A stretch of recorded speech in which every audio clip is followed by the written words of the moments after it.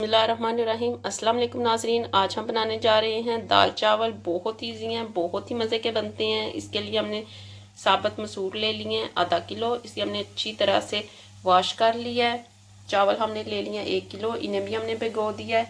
टमाटर हमने ले लिया एक मीडियम साइज़ का, इन्हें हमने रफली चॉप कर लिया है। 1 अदद सब्ज़ मिर्च हमने काट लिया है।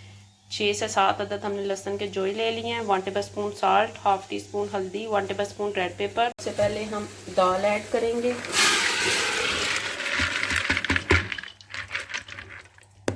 इसके साथ ही हम पानी ऐड कर देंगे।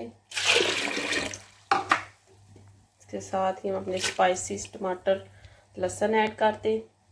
कि हमने पानी ऐड कर दिया है। अब हम इसे 15 मिनट के लिए कुक करेंगे तेज़ आंच पे। 15 मिनट बाद आपको दिखाते हैं। और ये देखिए 15 मिनट हो गए हैं, हमारी दाल हो गई है तैयार। अब हम इसमें ऐड करेंगे थोड़ा सा सब्ज़ धनिया और इसका तड़का तैयार कर लेंगे। तैयार करने के लिए हम पान में ऑयल ऐड कर लेंगे 2 से 3 टेबल स्पून। इसके साथ हमने लहसुन बारीक कटा हुआ ऐड कर देना है।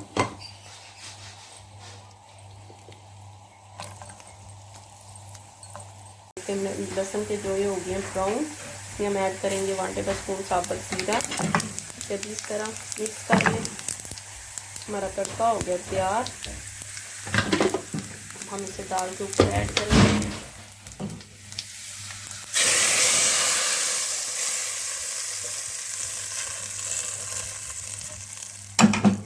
चावल बॉईल करेंगे, इसके लिए हमने कढ़ाई में पानी ऐड कर दिया है। जब पानी हो जाएगा बॉईल, उसके बाद मैं आपको दिखाती हूँ कि पानी हो रहा है बॉईल। अब हम इसमें ऐड करेंगे 1 table spoon salt, 1 table spoon साबुत जीरा, ये ऐड कर दें। एक दालचीनी का टुकड़ा ऐड कर दें, 2 अदद तेज़पात, 2 टेबल स्पून हम इसमें ऑयल ऐड कर देंगे।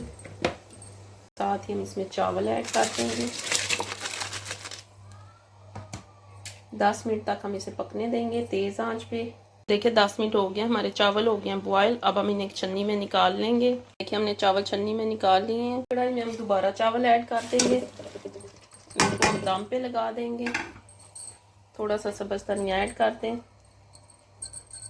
10 मिनट के लिए हम इसे दम पे लगा देंगे। 10 मिनट बाद आपको देखिए 15 मिनट हो गए, हमारे चावल हो गए हैं बॉयल। अब हम इन्हें कर लेंगे डिश आउट। और ये देखें नाज़रीन, हमने अपने दाल चावल कर लिए हैं तैयार। साथ में सलाद और चटनी के साथ ये बहुत ही मज़े के बनते हैं। आप भी इन्हें ज़रूर ट्राई करिएगा। अगर आपको मेरी वीडियो अच्छी लगे तो मेरे चैनल को लाइक और सब्सक्राइब ज़रूर कीजिएगा। शुक्रिया।